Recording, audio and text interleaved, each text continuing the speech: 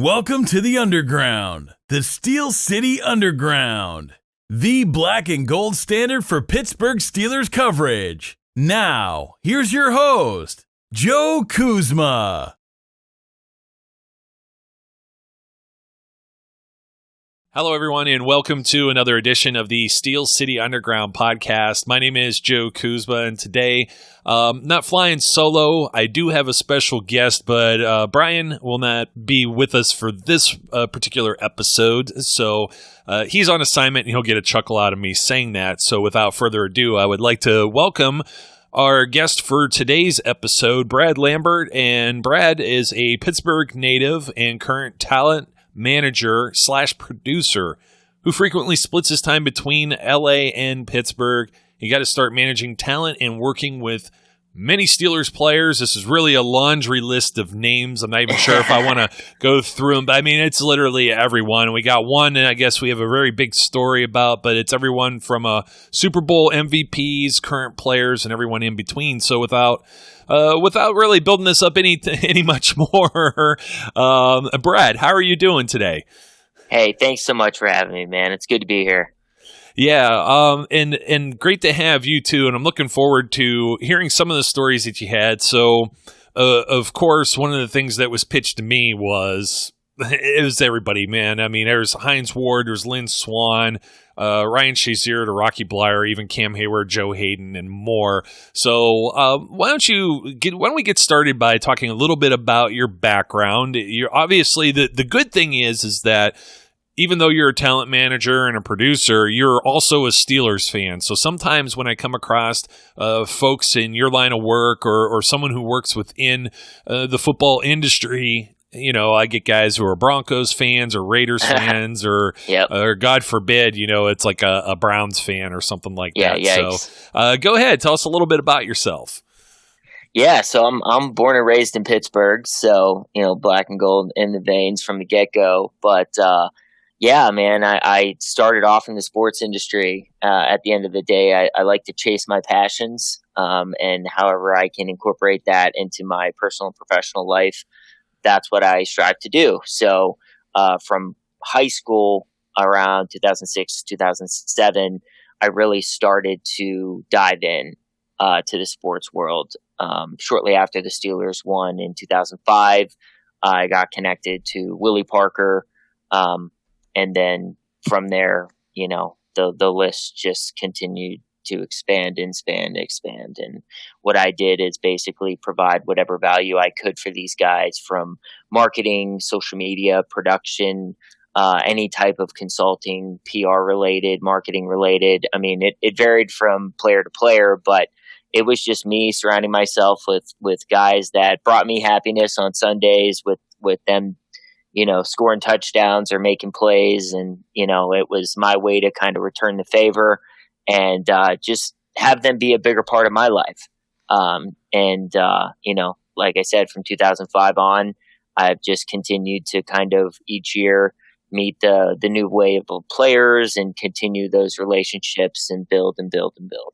Yeah, and I was going to ask you because, you know, I'm sure there's people listening. You have a very young voice. Thank you. And I'm sure you've heard that before. And some people are probably thinking, "Who's this kid that just jumped on here?" It's not like Brad, you know, just came out of nowhere. This has been something that's been building for like the last 15 years or so. And you're not very far off from my age group, to be completely honest. I graduated college in 2005, high school in 2000. I was part of the famed class of 2000. Nice. We're going to do big things, you know. Here I am. I'm doing a podcast. But anyways, love it. Yeah, you know, hey, I can't complain. You know, meet all kinds of interesting people, just like you have too. So I'm sure we have a lot of parallels here, and you have some stories, at least the ones you could tell. So you've been around the team. You've been around the Steelers for quite some time now. Just talk about what that's like, because even in this current day and age, we've been talking about a lot with especially the coronavirus type stuff, but there's always like a perception from some people that you hear about somebody getting a contract. These guys are millionaires. They make all this kind of money, and anything that has to deal, we don't get into the politics stuff, but we know the political aspect of things that are going on, particularly the anthem. And you also have like the players who are opting out with the COVID-19 stuff, whether it be safety. You even have players retiring early at younger ages, concerned about their safety. These are all things I think people don't realize, regardless of the paycheck that certain players may get, and some get larger ones because they're either more talented or they're in the right opportunity or they're more valuable to their team. But but when we boil it all down, every single person, we're just all human. Yep. These guys are, some are adults, but most are kids, man. Yeah. We got to be careful even saying that anymore. Kevin Colbert got in trouble last year, but yeah. Well, I mean, look, the reality is this: like when I got in with these guys initially, I was probably 16, 17 years old. Right now, I'm 31. Mm-hmm. So they're kids. Yeah, they're young. That's the way I always refer to it too. Yeah. Anyone younger than me, and I think of myself when I was in college as being a kid too, and I think that's where the correlation comes in. So, but I think more importantly, just to look at these guys and understand that they are kids and they are prone to making mistakes because they are 20. I mean, Juju entered the league at 20 years old. Yeah. Like that's insane. So, like the weight of the job that he's doing. Football is what he does for a living. It's not who he is. So in his spare time, he's a kid. He likes to play video games and watch movies and, dance and have fun and go to concerts and stuff. Like people need to understand he's allowed to do that. Now, if that affects or impacts his play on Sundays, then that's a different conversation. But I think just fans in general don't really look at these guys as people. They look at them as just like pure entertainment. And, if you guys don't perform on Sundays, then we have a big problem. When it's like, look, man, like these guys are just trying to make a living and do their best each and every day. And also raise a family and live their own personal lives. And that's something I've really appreciated and cherished since the beginning is getting to know these guys on a personal level. Who they are off the field, who they are in their free time and what they enjoy doing and who their families are and kids. And, it's a layered thing, man. And, I think we all know, for example, like Troy Polamalu on the field was, the Tasmanian devil and he would tear somebody's head off. And then off the field, he's like the sweetest guy ever. Right. So it goes to show you that, football is their job and that's not who they are. It's what they do. I'm glad you brought up Troy, and there's and he has feelings too. He might not have been exactly happy with the way his Steelers career ended. He was supposed to, he's supposed to get his due now. First ballot Hall of Famer, probably headlining the ceremony. Yeah, and it's just now it's postponed. But one of our guys actually sees him like all the time, and there's nothing, there's something to be said, especially most of the names that I'd already mentioned that you bump into. I don't think there's anybody has a bad word to say about any of these guys, to be completely honest, unless you're Mark Madden. And then he just hates the Steelers in general. It's so disappointing. I don't even know that he does. I just wonder if that's part of like his shtick, and he's he has to be this miserable, angry guy in order to get eyeballs and ears to his content, and But you don't hear that when he's talking about the Penguins. Oh, and you know what? That is true. Like, favoritism, big time. So like he just. I don't know. Somebody pissed in his Cheerios about the Steelers a while back or whatever. I don't know what his problem is. Well, it's because honestly, hockey season though, I listen to him all the time. But when it comes to football season, I don't even waste my time because it's just negative, harping, critiquing, and it's awful. It's not enjoyable. Well, I brought him up because of the Juju thing, of course, like you just said. Oh, yeah. And he hates Juju. And I don't get. He thinks everybody's got to be this serious player, and we talk about this all the time. If there was social media in the 70s, 80s, or even the 90s, we would have a whole different worldview, I think, of some of the guys. Terry Bradshaw is already a polarizing figure to some people. I couldn't imagine if there was Twitter and people had camera phones. Oh, yeah. I mean, there's just things that are just Ernie Holmes shot at a police helicopter. I mean, there's stories like that just kind of go down as legend versus, the spotlight is ever more. It was always on those guys. Make no mistake about it. Absolutely. But with Juju, it's just 24/7. But getting back to Madden, you make a good point with hockey, but it's because the Pens have been very successful as of late and won a few cups. They made a good bid and a push for a third one there, and I don't know that he has a whole lot to complain about other than trades. They took a dip here or there, but it helps that the Penguins have been successful recently. But even when they weren't winning cups every other year, he still was optimistic and positive about that organization. Yeah, that's true. Whereas the Steelers, anytime they drop a game or Ben throws a pick or Juju drops a ball, it's just like it is so overwhelmingly negative to the point where it's like you have something against the Steelers. Like it's not your quote unquote expertise anymore. And once again, I love Madden when he's talking about the Penguins, but I can't stand him come football season. I just can't. I hope you're not a pro wrestling guy because he's got some real interesting some takes there that are just pretty much in line with what we're saying with his I would say love-hate, but it's more hate.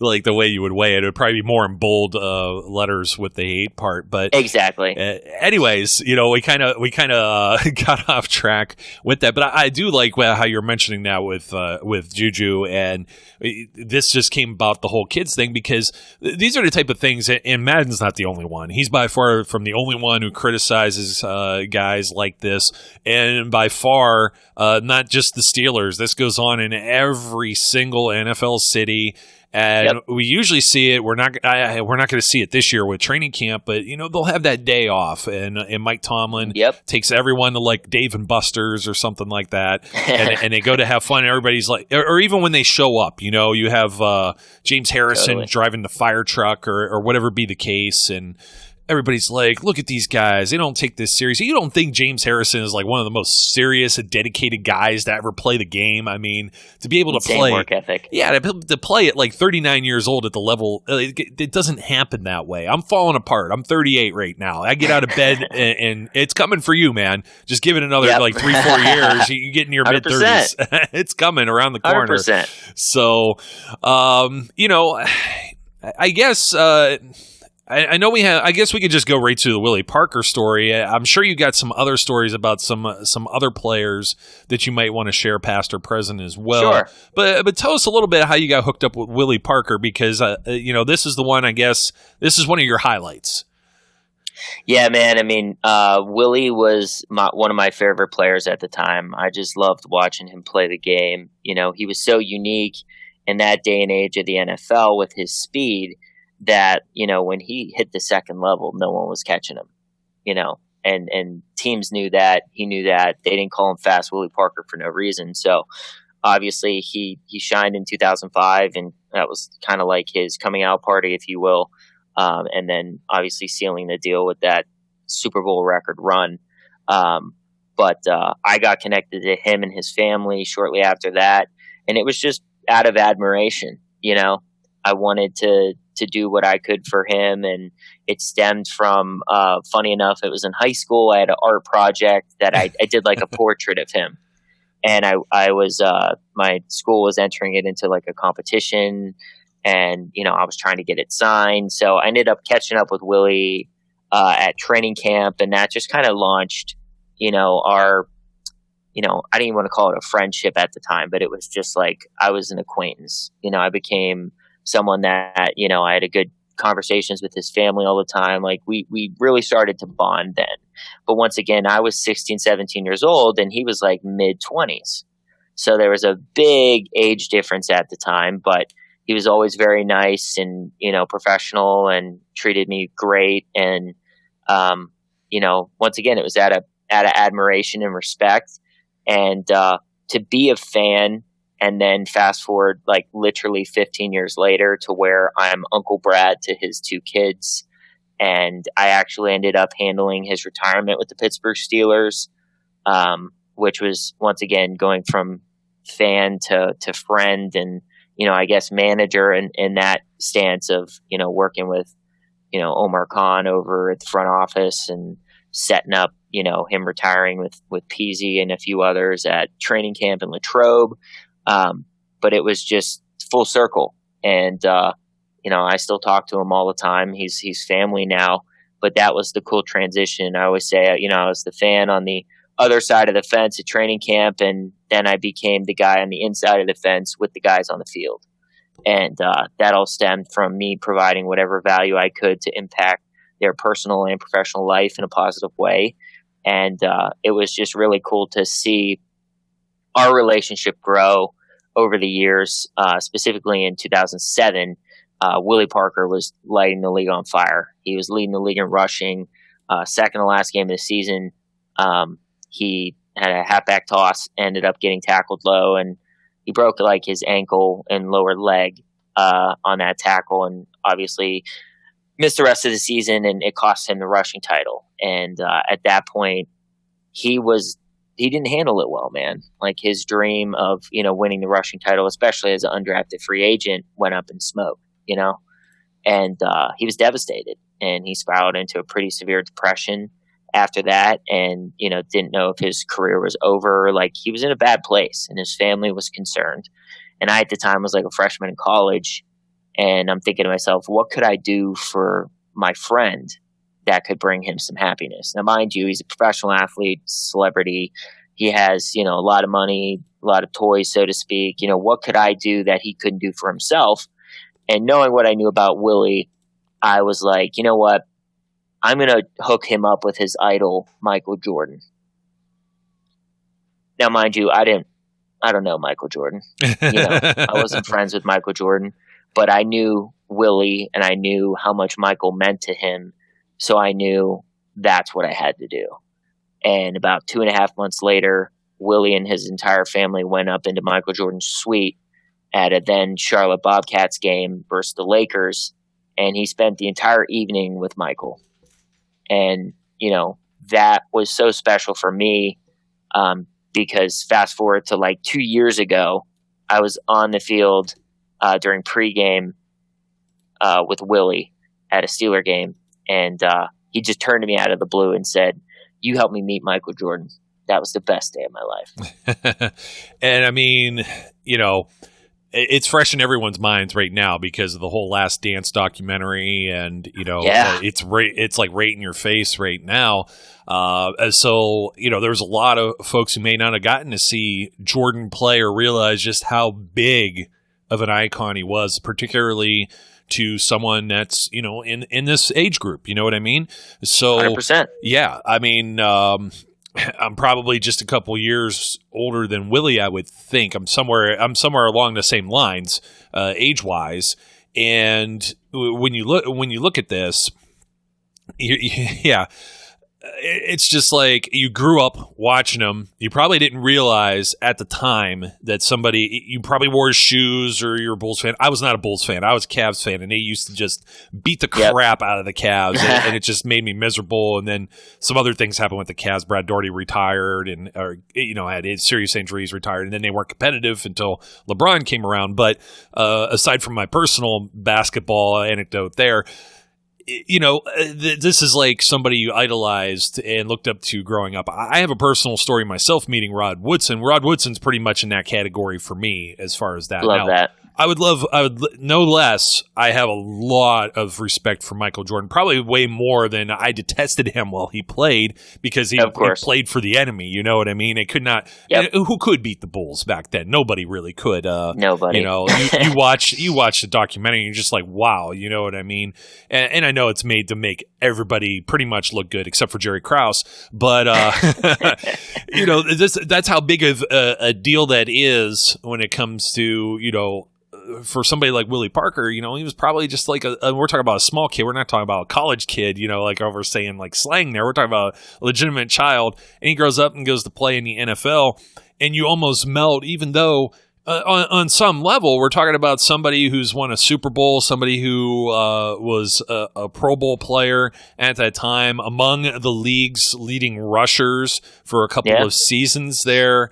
And he stepped out of the shadow of Jerome Bettis too, because he was originally playing and came in, and now all of a sudden it's like. It's just kind of weird because you even see it, even with The Last Dance, like Jerry Seinfeld coming in looked like he was uncomfortable in the Bulls locker room. And then these guys are all like, hey, look, it's Jerry Seinfeld. And it just goes both ways. So again, it's people on a human level. And that's, that's tremendously cool. It's a tremendously cool story. And thank you, man. Definitely something that I don't think, he would forget. It's definitely something that you're not going to forget in your lifetime either. And obviously for someone like Michael Jordan to also be amicable to that too, as large as stature as he is, don't forget, he is a giant businessman too. You know what I mean?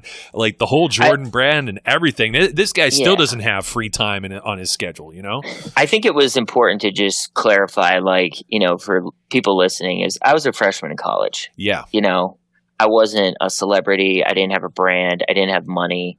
I wasn't anybody notable at the time.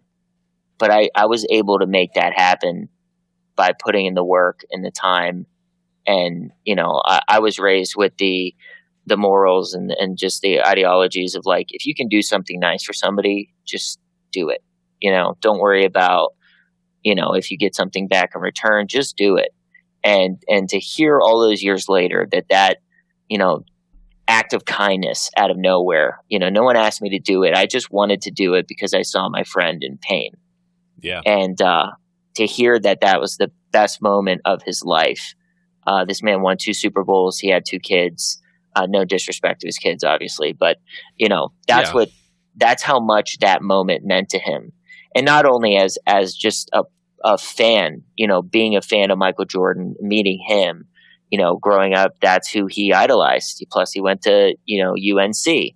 So he had that connection with Jordan. And, but to talk to him athlete to athlete, Willie told me that helped him rewire his brain with rehab and his mentality entering the next season, which they ended up winning the Super Bowl. But it was just really cool. You don't understand the level of impact that a gesture of kindness can have on somebody else. So, for those listening out there, just, shoot for the moon. Don't hesitate. If you can bring a smile to somebody else's face, just do it. Yeah. And someone out there is probably going to call BS on something with this, but it's like, in a similar position, when we were getting started here with a lot of stuff, Steel City Underground, I started this by myself as just a simple little blog without any real thought of, what I'm writing could reach thousands or millions of people that will actually care or support my opinion or anything of that nature. And then all of a sudden, you start doing things like you said, act of kindness. I say just having some integrity and treating people the right way. You wouldn't believe the comments we get. And we get some of them that say, we blow too much smoke up someone's rear end or we're too much sunshine and rainbows. But there's no reason to be negative towards some of these guys. Like, what have any of these guys ever done to me? If it wasn't for them playing ball, I wouldn't have anything to talk about. I wouldn't be in the position that I'm in, nor would you be in the position you're in. So I'm just as thankful for them. And a lot of times we get some high praise, not only from just some of our regular listeners, but you may have some stories about him too, but like Rocky Bleier. Rocky Bleier, when he came on, and I didn't conduct the interview. I actually stepped aside because I wanted to let Brian and Tina take that because that was their Michael Jordan, and I said that's more fair for them, And they, I wasn't alive while Rocky was playing, so this is even more so like their childhood. You know what I mean? Yep. And Rocky was thanking us, and we're like, hey, no, we're thanking you, and I know Rocky's one of the names that you've encountered over the years. Yep. So. Do you have any good stories about Rocky or anyone else that you would like to share? Oh, of course. Man, Rock is just such a good dude. I mean, through and through, just such a good person. And I honestly can't say enough about him. And I had a buddy of mine who came to town, older than me, obviously was alive during the 70s and was a kid during those times. So, Rocky and Lynn Swann and those guys were his favorite players, right? And he came to town when I was living in Pittsburgh, and I had called Rock up. And I said, look, man, I got a good buddy in town. Would love for you to, come by for coffee. I'll meet you anywhere just so my buddy can meet you. And of course, Rock, being the guy that he is, was like, yeah, absolutely. Let me know where and when, and I'll make it happen, And it was it was a surprise for my friend because, I thoroughly enjoy surprises. So I literally, we go to Starbucks up in Green Tree. Okay. And we're just sitting there grabbing coffee, and I sit down with my buddy, and in comes Rocky Bleier. And my buddy just lit up like a Christmas tree. And Rocky and him, I was literally just sitting there, but him and Rocky just talked for like 45 minutes straight. And I'm like thinking to myself, like, wow, this is really special, because obviously my buddy didn't know about it. It was a surprise. And, he's really bonding with Rocky. They're talking about the glory days, all this stuff. And I'm thinking there to myself, I'm like, man, I was mad at myself because I wish I would have asked Rocky to bring his Super Bowl rings. Because that would have been so cool. And I'm sitting there like mad as hell at myself. I'm like, man, because I pride myself on like thinking of all the potentials, right? Like, don't miss an opportunity. Make sure you look at all the chips on the table. And I was mad at myself because I did not check that box. And speaking of boxes, Rocky, as he was leaving, was like, you want to get a picture? And of course, my buddy was like, oh my God, yeah, that would be amazing. He's like, great. And he pulls this little wooden box out of his pocket, and he opens it up, and there are the 4 Super Bowl rings. Oh, there you go. And my jaw hit the floor, because literally that was like what was going through my head. Like, wow, you messed up. You should have asked, da-da-da. And then my buddy got to take a picture. He put 2 rings on his left hand, 2 on his right. And he like put his fists up like in a fighting position. And he had Rocky next to him. And it was just such an epic moment, epic photo. But like I said, Rocky's just one of the best guys, man. He's so humble. He's all about other people, and yeah, I loved my time working with him, and I'm grateful to call him a friend. And Lynn's the same way, man. Those guys are just class acts, and it's been amazing to just kind of. I obviously wasn't alive in the 70s, but I thoroughly obviously know who those guys are and what they did for the team and for the city, and to connect with them even at this time, it's special. Yeah, and we live vicariously through highlights and retelling of other stories and mutual respect from other players and people with the organization and fans and everything of that nature too. I regret some of the photos I didn't take, because when you're on like a business kind of level or even like a personal level, it's tough because you don't want to look like you're just the fan type. I've told these stories with Brian too. Like, I've seen people go to training camp with like actual tubs, the big plastic bins you buy at Home Depot, full of things trying to get signed. And I'm like, I'm just, my cousin would get things signed, and he's the guy that goes in his office. You know what I mean? And I'd be the same way. But I even feel funny because having been on the other side of that, you talk about the fence. Having been on the other side of the fence, you feel kind of like I don't want to inconvenience these guys. I don't, especially like I'm thinking Starbucks. Okay. I don't know how many people are coming in or what time of day but if somebody sees that, maybe they don't even pick out Rocky Bleier first, but then all of a sudden they see like somebody's taking pictures with the Super Bowl rings. It's like, it's that vacuum effect. And, 100%. I have some regrets on that myself, but the same way, it's like I respect these guys on a personal level that I don't want to do that to them. Yeah. If they want to offer at some point, really the big one for me, and I still got to get Jeff Reed to sign my kicker ball. And, I shoot him a text every now and then. He's one of the guys that I've kind of buddied up with over the years. I got introduced by some other guys. And, Jeff's great. He's another one, too, that speaking of Hall of Fame induction ceremonies and everything, when Bettis went in, and there's certain guys that walk around the crowd, and they have the whole kind of effect. And, you can't always put your finger on it. Casey Hampton sticks out in the crowd. You know what I mean? Brett Kiesel, Big Ben. But Jeff Reed's walking around, and my cousin's the guy that has like this photographic memory. I used to, but my mind's shot anymore. And he sees somebody, and he's like, "Hey, that's Jeff Reed." And he goes up and gets a picture, and Jeff, of course, has the rings, and he has them on his middle fingers, and it's like, he's such a wild guy, but it's a wild in a good way, and he gets a bad perception 100%. for being very playful and maybe even immature. But yeah, some of these guys are growing into, from young men into grown adults in the NFL. And it's just, you got to kind of take what goes with that sometimes if they make mistakes or they're immature or anything like that. So, Sure. And Jeff would give you the shirt off his back, as would many people too. So, I'm not sure. Is there anyone else that really stands out as a highlight? I mean, we mentioned a bunch of names. I know you probably feel as funny as I do with the name dropping type thing. We could probably go for hours. This is not an ego thing whatsoever. Oh, yeah. It's just two fans talking. But it's funny going back to, you mentioned training camp. I used to go, obviously dating back to like 2005, and knowing Willie and a few of the guys, I would be on the field for camp. So I would go and bring a bunch of my buddies from college, and we're all Steeler fans. So we'd go, and at the end of practice, people would scatter and get as many autographs as they could, right? And then we'd all come back at the end and be like, "Who'd you get? What'd you get? Da da da da." But like, that was never my intention when everybody broke, right? So they would come back and be like, "Oh, I got 6 autographs. I got 12 autographs. I got this autograph. I got that autograph." They'd be like, "What'd you get?" And I'd be like, "I got 7 phone numbers."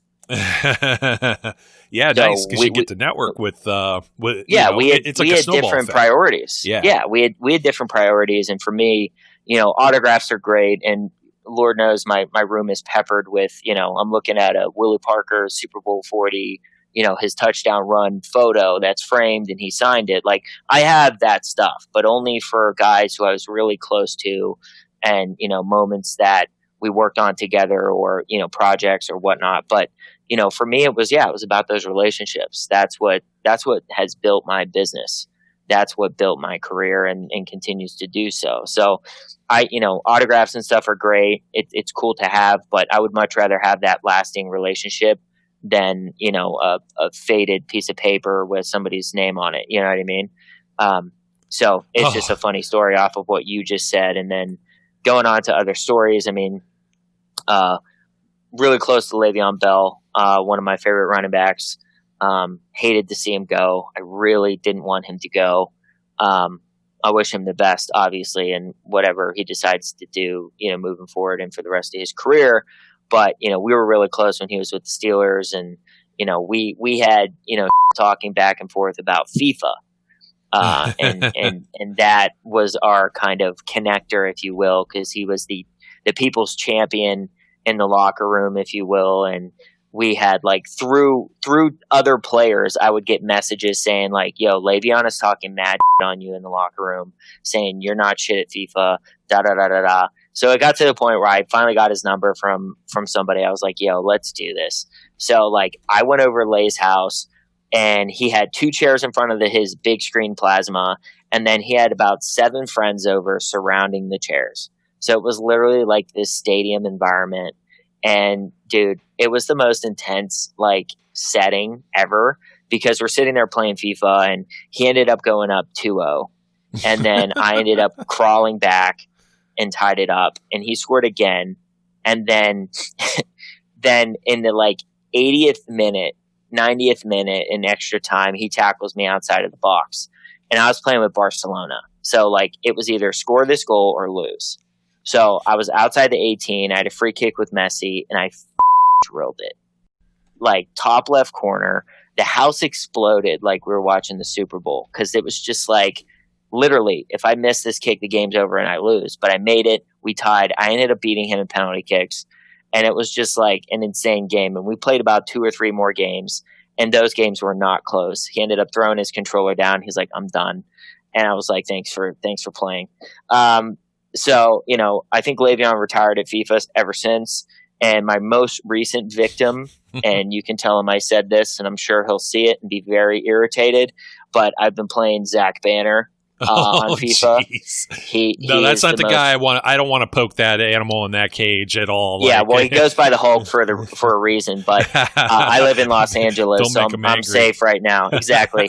But he had this whole People's Champion thing going on, and I recently just played him, and I don't know if you saw it, but he actually put out a Instagram story saying that I whooped his ass. So at least he's man enough to come out and admit it. But those are, like I said, it's great to have a relationship with these guys, and cheer for them on Sundays and stuff like that. But I love having personal relationships with these guys to where we can, I've been playing Call of Duty with Alex Highsmith, the rookie out of Charlotte.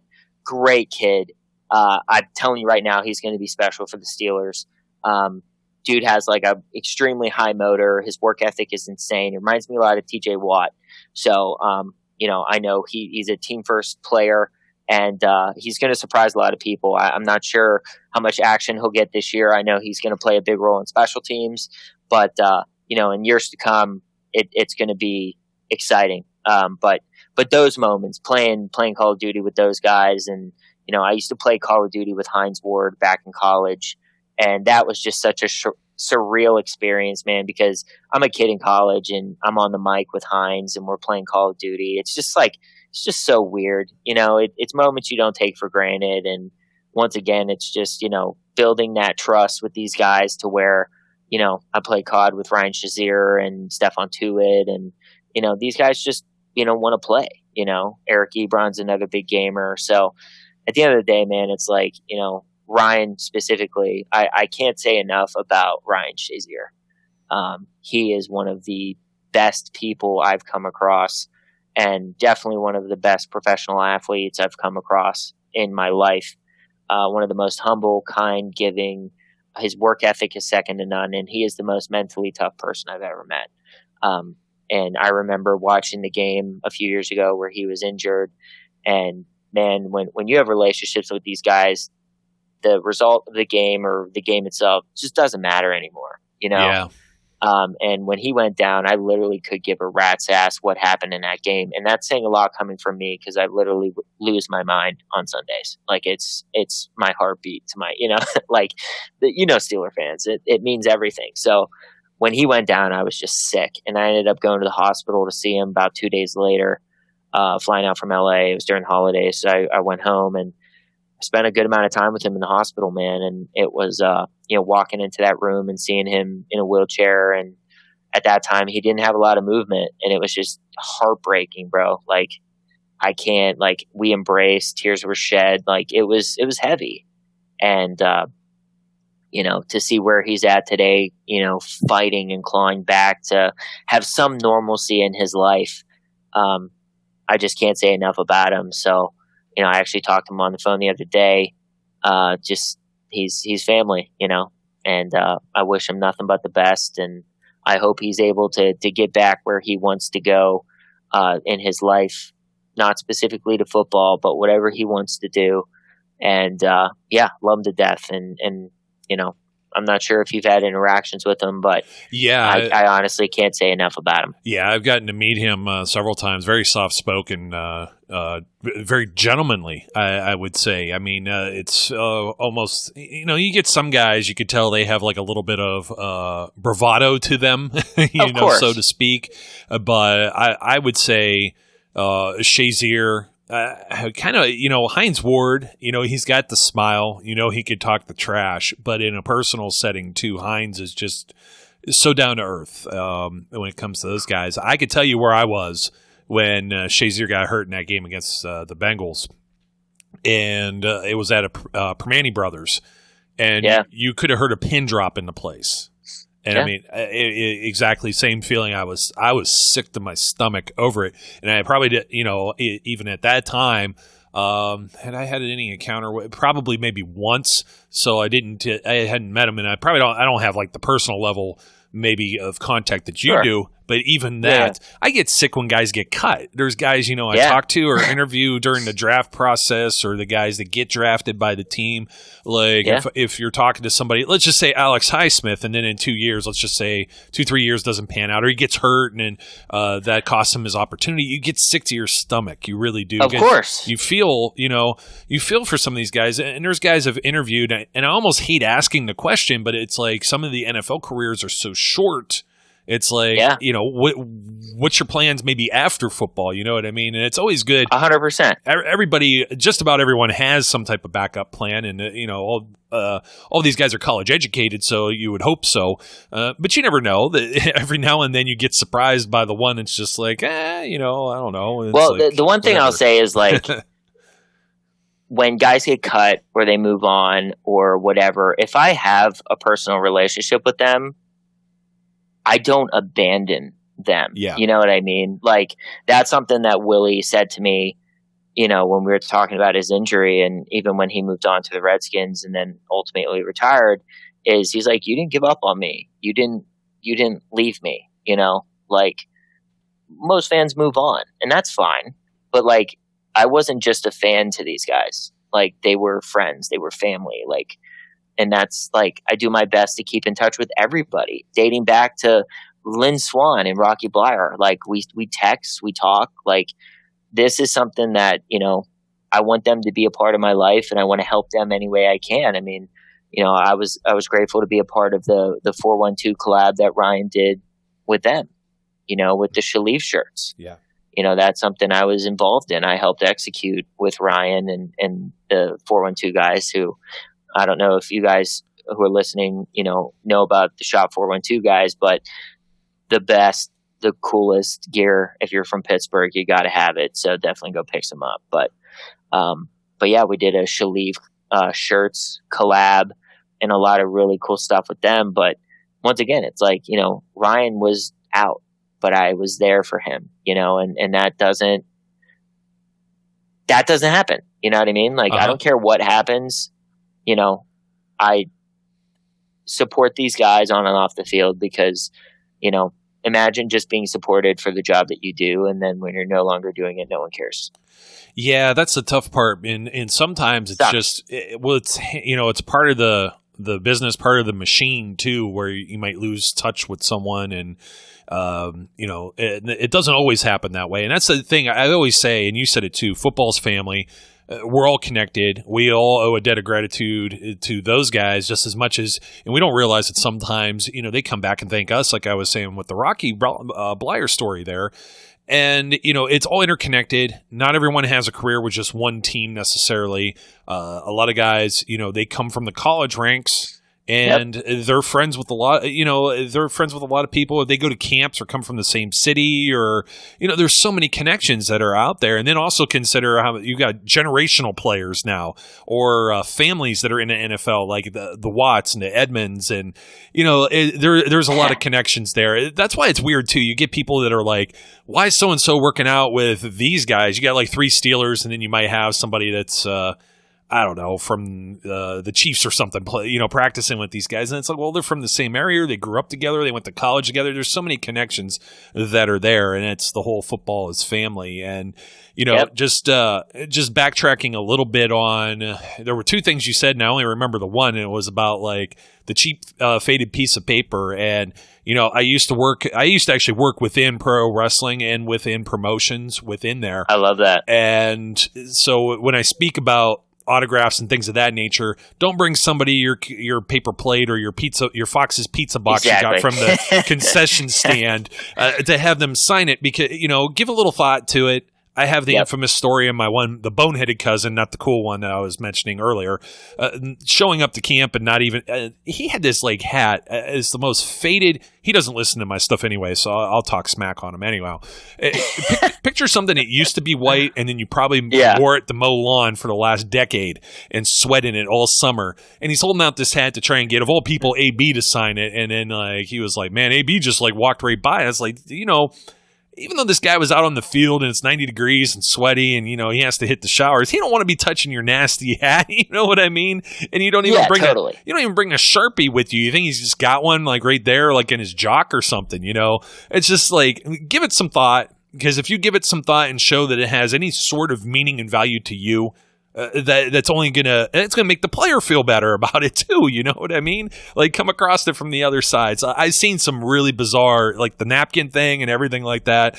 It's like, we're not sitting here jotting notes, and I forgot to bring a notepad with me. It's one of those things. If you're gonna be the autograph chaser, make it of some value to you and make it of some value to the player. But also care. Yes. You know what I mean? Yes, like, exactly. I've been at camp where I've seen fans screaming at players, and they're screaming the wrong names. Mm-hmm. And I was at camp. This had to be like 2006, and this lady is like screaming at Quincy Morgan, and she's like, Deshay. No. And I'm like, that's Quincy Morgan. Like, how do you? And they're like, she's literally like throwing stuff at him, like footballs, and it's hitting him in the head. Like, it's just so disrespectful. And not only are you throwing stuff at him for him to sign it, you're just showing you don't care. And then you're really showing you don't give a when you don't know his name, especially when he's wearing a jersey. You know what I mean? Like, come on, people. Like, give enough to do your research so you don't look like a fool, but also don't disrespect them. And when he finally had a second to breathe, I like grabbed him. I'm like, hey, man, how's your leg doing? Yeah. You know what I mean? Because that was after he broke his leg or whatever. He had a bad knee or leg injury. And I, once again, cared enough to be specific enough to ask about an injury that plagued him last season. And, man, he lit up like a Christmas tree. Was that shortly before he got released? He was only around for the 1 year. Correct. So, that's even more tough. So, once again, it's like, those moments mean so much to these guys. If they're nice enough to take time out of their day to like sign something and take selfies, like, just be respectful, and do it on their timetable. If they don't want to take a picture with you right now, okay, that's up to them. If they're not being disrespectful to you, if they want to eat dinner with their family, let them do that. But I just, like I said, getting in deep with these guys and understanding who they are as a person, not just a player or an athlete, you really see the other side of things. And that's what I just want to express to people is like, these guys are human beings. Like, give them a break, like it's tough. And, to be in the height of everything and be famous and loved and admired and all this stuff. And then when your career ends, it's crickets and no one gives a shit anymore. Like, imagine that for you. You know what I mean? And it's just like, that's why it's important to just make the most of the time we have. And, if you're able to come across one of the guys on the team or one of the guys on the Penguins, just show love, show respect. And, they're giving it their all every Sunday for their jobs. But for us, the fans and the city, and, it's not an easy, they're putting their literal lives on the line, so it's just like, just be respectful. That's the same thing. Like I said, that whole kind of vacuum effect too. That's happened at Penn's games. The Penn's playoff games, and the Steelers are out of season, and you'll have I'm like, hey, that's so and so right there. The worst was not knowing. You definitely knew it was a player, but somebody was like in the restroom, and it's like, I'm not going to go up to him at intermission, everyone's elbow to elbow standing in line in the restroom and say, hey, who are you, or whatever. It'll drive me crazy to this day. He was trying to conceal his identity to some effect, and that's why I couldn't pinpoint who it was. But we ended up bumping into Kevin Colbert. This was right after the NFL draft, like 3 days after the NFL draft, I want to say. Nice. And it was just kind of like, nice draft. And it was with my cousin, and I was like, I almost said like a smart ass comment to him and said, really, a long snapper? That was the year that he drafted Colin Holba in like the 6th round, and everybody criticized him for the long snapper. And it's just like, I would never say that to him, though. You know what I mean? And even so, I'm going to trust him to know a lot more about Colin Holba than I'll ever know. And, we'll be the first to admit it here on this program as well. Sure. With that type of stuff. So, I'm going to ask you, aside from all the relationships with players, I'm sure you got an opinion on the hopeful upcoming season here. And what the expectations were to be. I guess the first expectation is you think we're going to have a season? Because I feel that they're doing everything in this direction. And, I know Major League Baseball has a little bit of hiccups here with what's going on, but Major League Soccer, of which, I know a lot about that sport. So when you were talking about FIFA, you probably tuned out 95% of our people here that are listening, but nobody knows what outside the box or, the upper 90 or anything like that is. Yeah, exactly. But, MLS, NBA has had 0 cases, as of the time that we're recording this, at least. So, give or take a day or so, and then, it could change. And the NHL has had everything, where they're starting to get everyone scrimmages and exhibition games. It was so good to see hockey yesterday, man. My goodness. Yeah, definitely. And, so do you think there's going to be a season is what I'm going to ask you first. Yeah, I do. I mean, I think I'm optimistic, man. And I think if the players and the coaches and everybody, just follows protocol and is doing what they need to do in regards to staying at home and not really putting themselves at risk. I mean, it's not going to be an easy go this year for these guys. They're going to be away from their families and their friends, and I feel for them. I really do. I know it's going to be difficult. So, but at the end of the day, I do want everybody to be healthy, and if we're lucky, we'll have a season. But assuming that we are going to have a season, I really like this group. Obviously, Ben coming back, he looks to be in phenomenal shape. Probably the best in a long time, which is great. Plus, he's not like 50 pounds overweight like everyone was trying to sell us in January. Yeah, it's just, dude, I don't even get into that. Jake it's Laser. Just obnoxious. Just shut up, Jay. But yeah, Ben looks amazing. Plus, he's pissed off. He literally, prior to getting hurt, he led the league in passing, which is like, are you kidding me? Right? And then the next season, he hurts his elbow and is out for the year. So, he's going to come back with a fire that we haven't seen. If anything, I think this helped extend his career. Whereas, if he would have played last year, maybe he has more inclination to hang it up.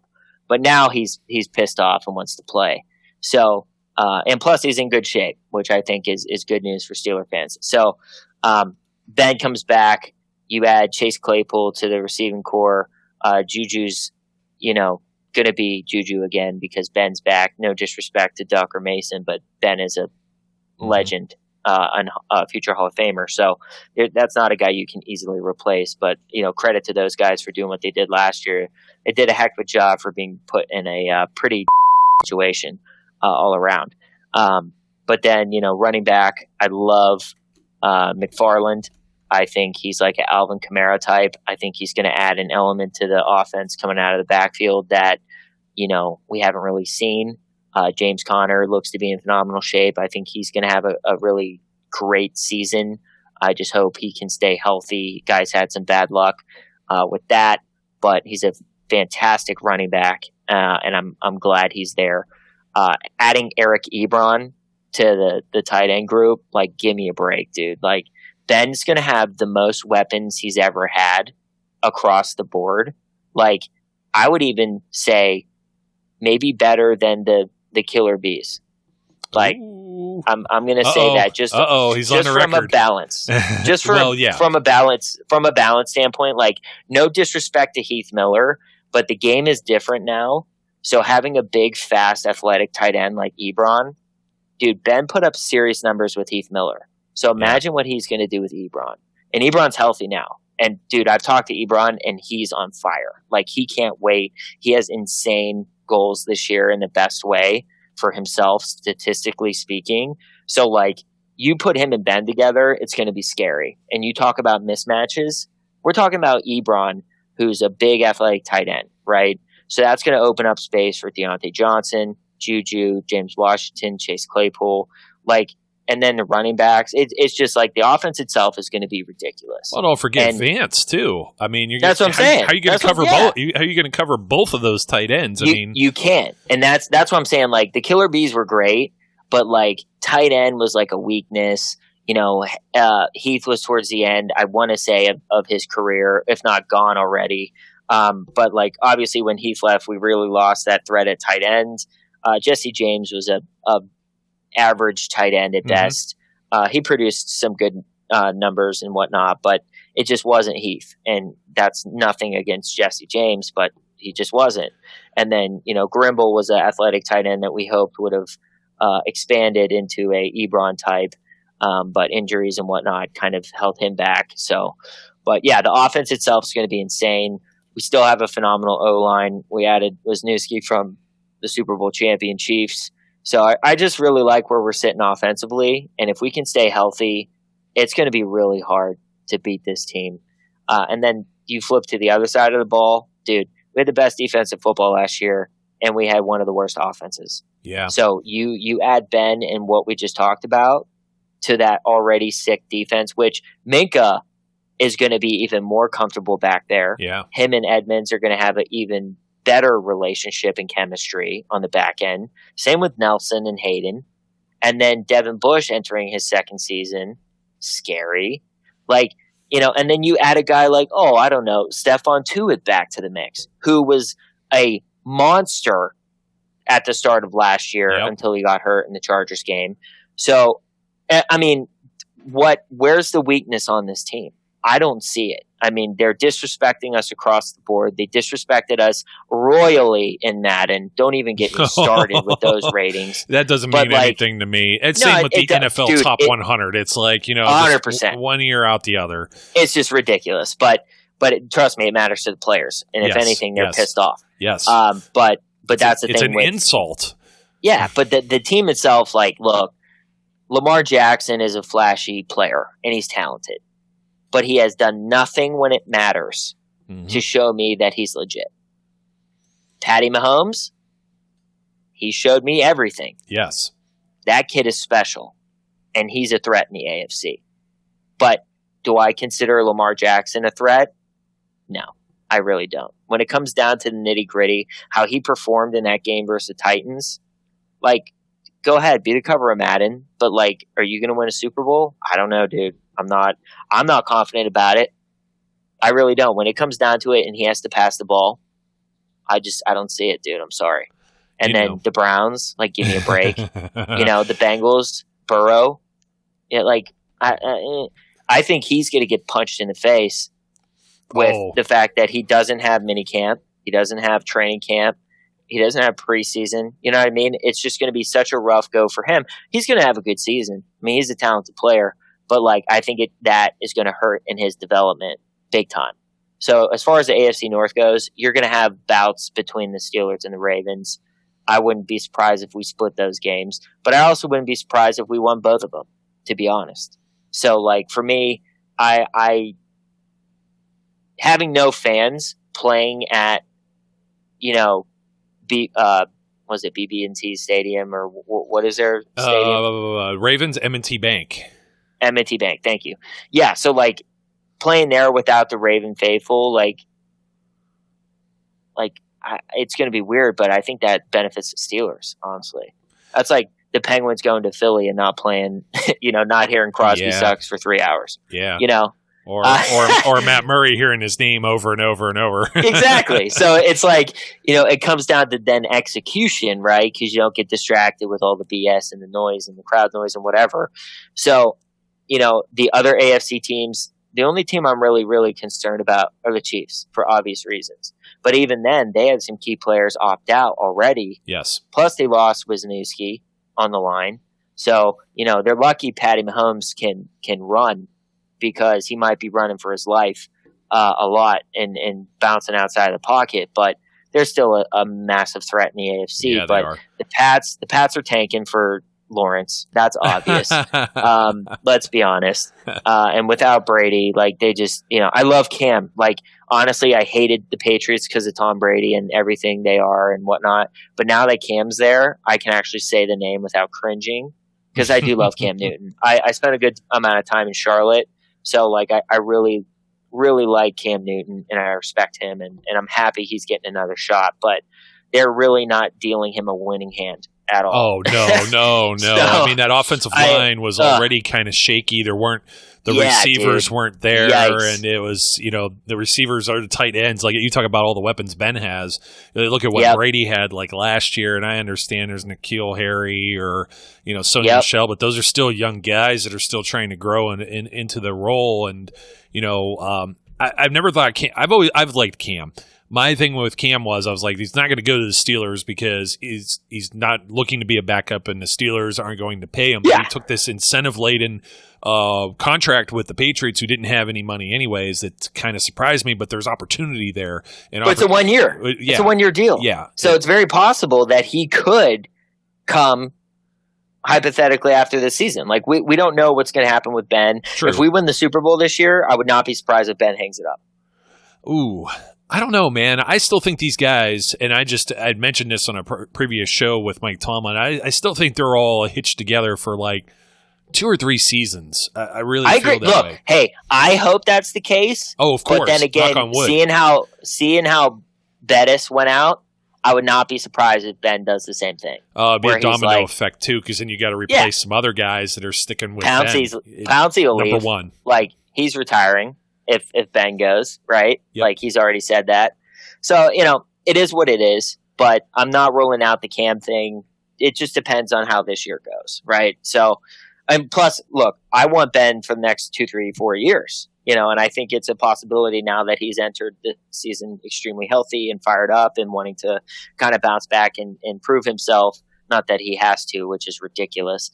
But yeah, I don't know, man. I think 13-3, honestly, is a possibility. I think 12-4 at worst. Now, if we have some key injuries, that'll change. But I think that's the record I think we're looking at. Because the schedule is highly favorable for us, aside from a few key, AFC North battles, which could swing either way. If we stay healthy, man, it's... Yeah, that's the big thing, and you don't know how the COVID reserve thing is going to affect matchups both ways. You look at the Browns got to play the Jets without Sam Darnold, and then I think Trevor Siemian was his backup and got hurt after like 3 snaps. And I think I'm trying to remember if it was like Luke Falk or whatever. It was just such a miserable game to watch because that was supposed to be the Darnold against Mayfield. The two guys that came out of the draft together.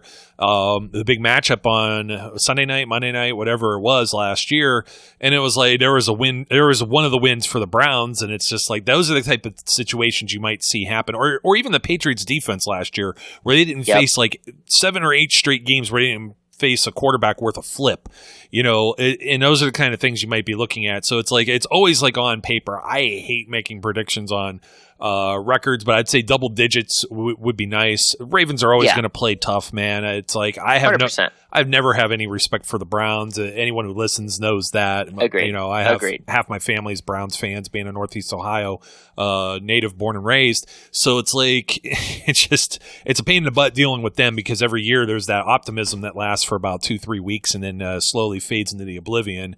And Joe Burrow, it's going to be what it's going to be. I think the Bengals still have a tough go and have a lot of things that they need to do. They spent some money. I think all the AFC North teams, though, are, well, I can't say the Browns, though, on defense, but they're built to face Baltimore. We'll put it that way. And I do think, and I'm not sure I've ever said this on this show, and we're up against it here, Brad, but I wanted to throw this out here. The Steelers and the Bills really gave a blueprint for how to play the Ravens. I think, in my opinion, 100%. And then the Titans too. The Titans definitely watched that film, and then they were able to implement some things, and everybody got to see that. Now, guess what happens? That's not something that happens in like week 9, and you got to deal with the hand that you're dealt. You've just gone into an off season where you could sign free agents and you could draft players to better prepare yourself against some type of threat like that. So we'll 100%. We'll see how Kansas City ends up, handling something like that, because them and Baltimore have been neck and neck too. when they play each other. But yeah, Tennessee with Ryan Tannehill. I mean, are you kidding me? It was just like Derrick Henry, and the Steelers had their number too, and end up losing in overtime, having Earl Thomas knock Mason Rudolph out. Or here's the good one at camp last year, Mason Randolph. So you talk about people getting names and butchering names and getting them right. Yeah, and we've done. Dude, I was at the Baltimore game where Thomas knocked out. Rudolph. Same here. I was there, and it was like I was actually in Ryan's box, and his the Shazier wife, feeling. Michelle, his wife, was there, and she started bawling, man, because it was such a close to home kind of scenario where the stretcher came out, and like it was heavy, dude, and the hit was so incredibly dirty that I was furious. And once again, the NFL and the officiating is just terrible. Like, he should have been ejected. Earl Thomas is a scrub. And I'm glad Derrick Henry embarrassed him to the nth degree in that playoff game by literally turning him around backwards. But there's no place in football for that kind of hit. He literally led with the crown of his helmet into Mason's helmet. And dude, it's no surprise that he dropped like a bag of flour. So I looked like a bad boxing match. Yeah, I'm just glad he's okay. But dude, we would have won that game. Mason was fine in his stride, and even Duck, and then what a play by Humphrey to punch the ball out. We don't talk about that. We just that goes. Look, I give credit. I give credit where credit's due, and that was a great play because he tried it on Juju earlier in the game, and Juju was able to fight it off, and that's when he went into the end zone for 6. But yeah, man, it's those games are going to be fun. They're going to be stressful. But yeah, I'm excited. I really feel good about the team this year. Credit to the front office, Colbert and Tomlin and the scouts for going out and drafting some great talent. I think Claypool's going to turn a lot of heads. It'll be nice. It will be nice. Dude, he's so big, he's so strong, and he's so fast. They call him Mapletron for a reason. So I'm very excited to kind of see what chemistry him and Ben can get together. And then, if you're looking at, him being like a DK Metcalf for the Steelers, once again, that's going to free up, guys named like Deontay Johnson and Juju Smith-Schuster and Ebron. It's going to be really tough because that boy is so big that you're going to have to double him in some scenarios, and that's just going to leave guys wide open for other opportunities. So I can't wait to hear more about that kid at a camp and kind of see some stuff of him and Ben connecting, because we have all seen Ben with big receivers, whether it be Plexico Burress or Martavis Bryant. He thrives. So I'm excited. I think that is kind of the gem hidden in the rough, so to speak, for this season offensively. Yeah, it's going to be interesting. Just hope we get to see some of it. Some of that might be kept a little closer to the vest than usual. I would not be surprised. Yeah. No drones flying around at the practice fields or anything like that. That is for sure. But you know what? I think it's super cool how they're holding camp at Hines Field. Yeah. I think it's really... Yeah, obviously we'd love to have it at St. Vincent, but as opposed to it being at the facility, I think it is much cooler and much more entertaining for the players to be at their home field, get used to the stadium even more so than previous years, and just, practice how you play. You know what I mean? And get used to it being maybe a cavernous, empty building too. Yeah, that's what I'm saying. Yeah. So I think it's a very smart choice on the organization's part to hold it there. And, the photos have been really cool coming out of camp already. And just for those guys like Alex Highsmith, for example, I feel bad for him. This is his first year, bro. And he has to play during a pandemic and play with no fans and all these, rules and regulations. And I feel for those guys, especially the rookies. You worked your whole life to get here, and this is how your career's starting out. It's rough, dude. It's rough. Yeah, absolutely. Well, Brad, hey, we're up against it. I thank you for taking time out of your schedule. I'm sure some people are like, hey, what is this? But I think after listening, it's we gotta get back together again sometime in the near future again, because I'm so down. We can go forever. And you mentioned so many things that we could definitely talk about with other podcasts, namely the referees stinking. So Brian has made that God. a hashtag that's caught on, the refs stink. Don't even get me started about that New England game and Jesse James. Geez. I'll never forgive that. I'll never forget it. I was right there in that end zone about, I don't know, 12 rows up or so. And it's and right on that goal line, man. It's just the most ridiculous thing. Literally, it cost us, I think we would have gone to the Super Bowl, if not won the Super Bowl, if they would have given us that game like we deserved, because we wouldn't have played Jacksonville in the first round. And, hypothetically speaking, we would have been playing, whoever else, and it would have been a better matchup. But yeah, that's one of those things that goes down in the history books is like one of the worst calls in NFL history. It's sports history. And just, once the ball crosses the plane, play's dead. It's a touchdown, period. Absolutely. He had control. It touched the paint. It's over. Touchdown. I know, man. I know. It's so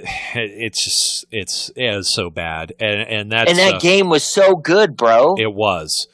Oh my God, that last drive with Juju, oh man, that game was so good.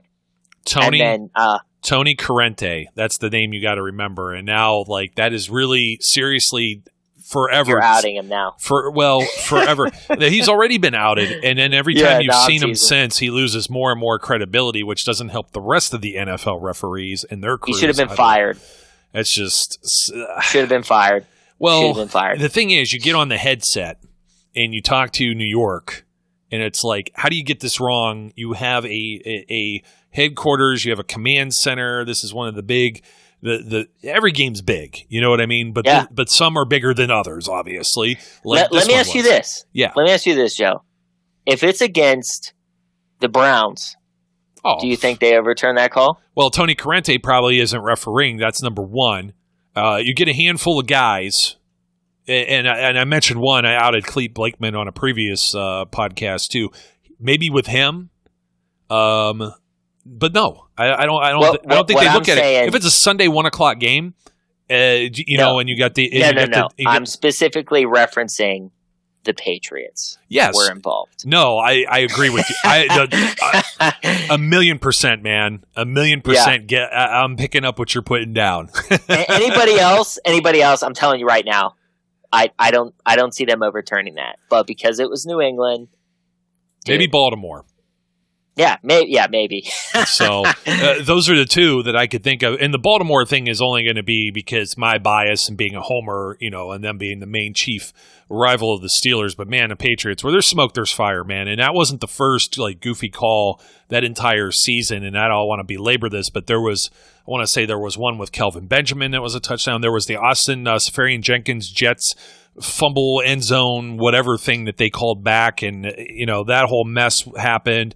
There was another real iffy touchdown that stood when they beat the Texans early in the season, week 2 or 3.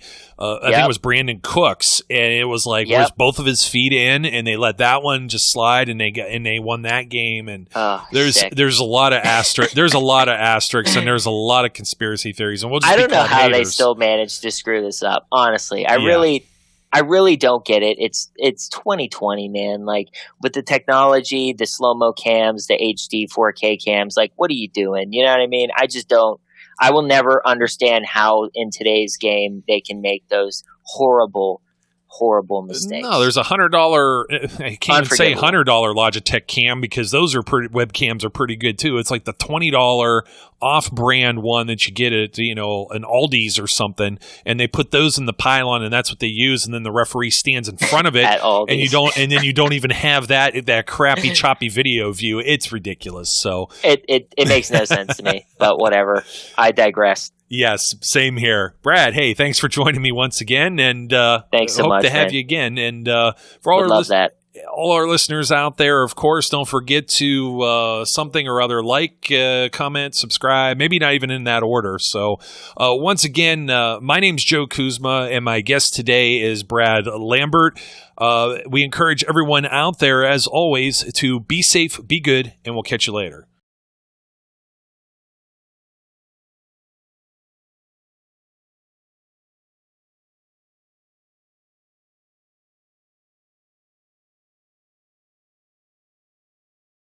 We would like to thank you for listening and remind our listeners to follow us on social media and our website, www.steelcityunderground.com.